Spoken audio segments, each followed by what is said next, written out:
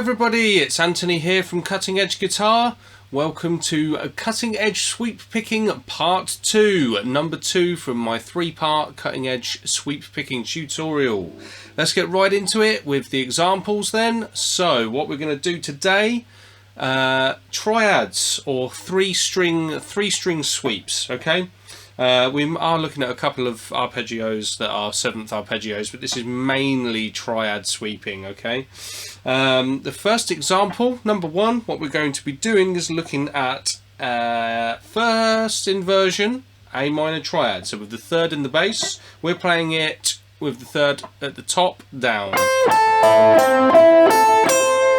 Picking wise, we're doing up, down, down, down, up, down, down, down.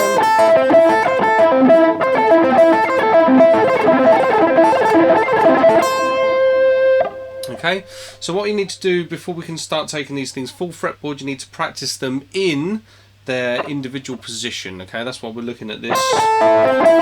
I've started with this inversion rather than the root position one as well, because I'm thinking of this as position 1 from the Cage system. So taking up to the next inversion, what we've got with this one, we've got the 5th in the bass, and we're going to play. That's the example. If you want to see the tabs for the examples, as always, they're on my website. The link is in the description. So this is the fingering I'm using.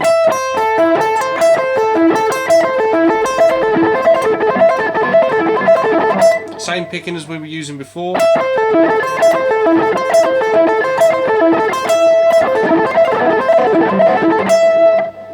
And lastly, the root position. So what we're doing with this one.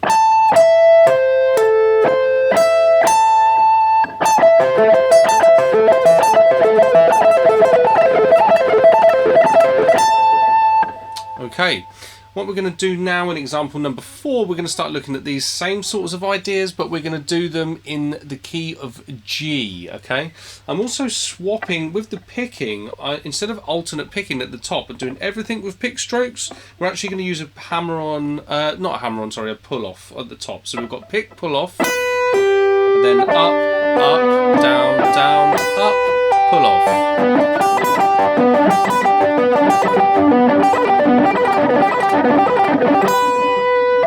The next inversion along, the fingering looks like this. So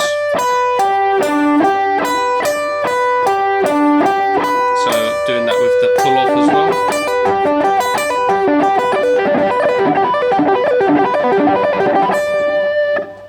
well. And lastly,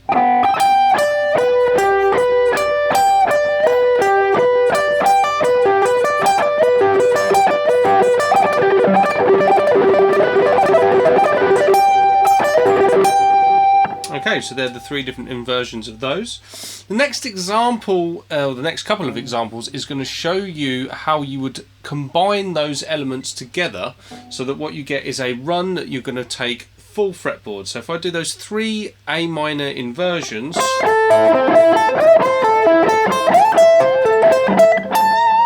I've now got a lick or a run that's kind of in the style of neoclassical players like Yngwie Malmsteen. So obviously, having worked on the individual areas, you'll build up your tempo with them so that when you start sticking them together, you'll be able to play something like this.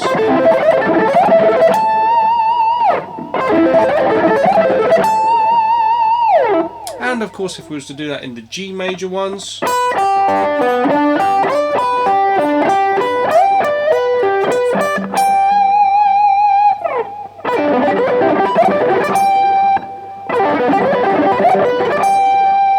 okay. Now the next example shows a diminished 7th arpeggio. Okay, the diminished 7th arpeggio is something that you'd find in Yngwie's playing. Again, he's the kind of guy who uses this sort of stuff in the neoclassical.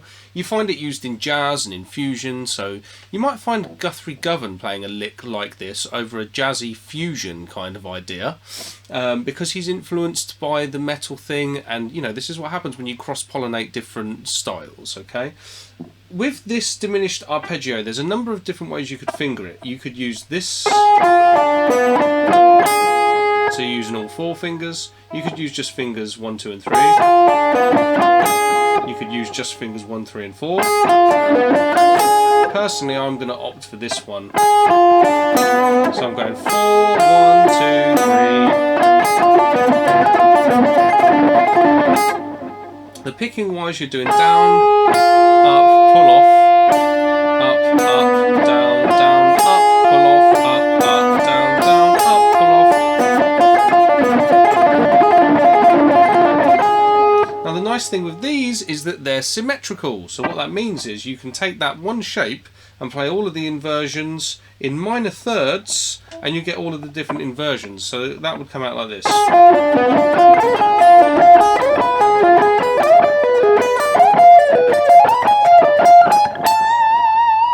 Okay, that's the sort of thing that you might find Yngwie doing in his playing style.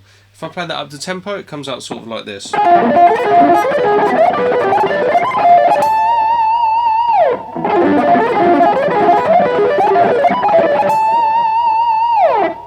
Okay, and the last example for this lesson, what we're doing with this one is looking at triad pairs. This is a fusiony kind of idea. What you find with this one is I'm taking an F and G major triad and I'm going to use them together. Now where this sort of fits, let's imagine we were playing over a G dominant 7th chord and we want a Mixolydian kind of sound over that chord.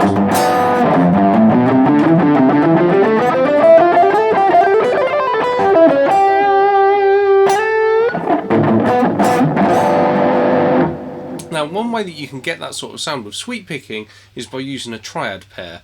So if I look at the notes of a G major triad and an F major triad, well the G gives me root, 3rd and 5th, so I've got G, B, D. The F major triad gives me the flat 7, the 9th and the 11th. So all the extension tones. So putting those two together, I've basically got 6 notes of the Mixolydian mode. Okay.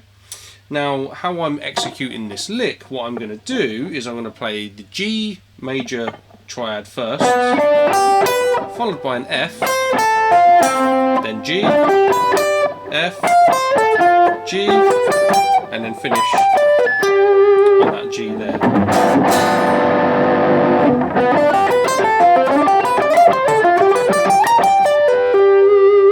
So hopefully you can hear that I'm getting that modal flavour, but with something that isn't sounding like a scale at all.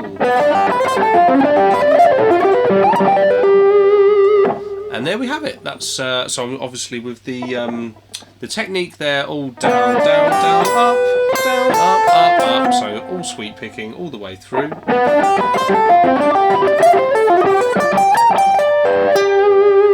And there we have it. So that's the final example of this lesson.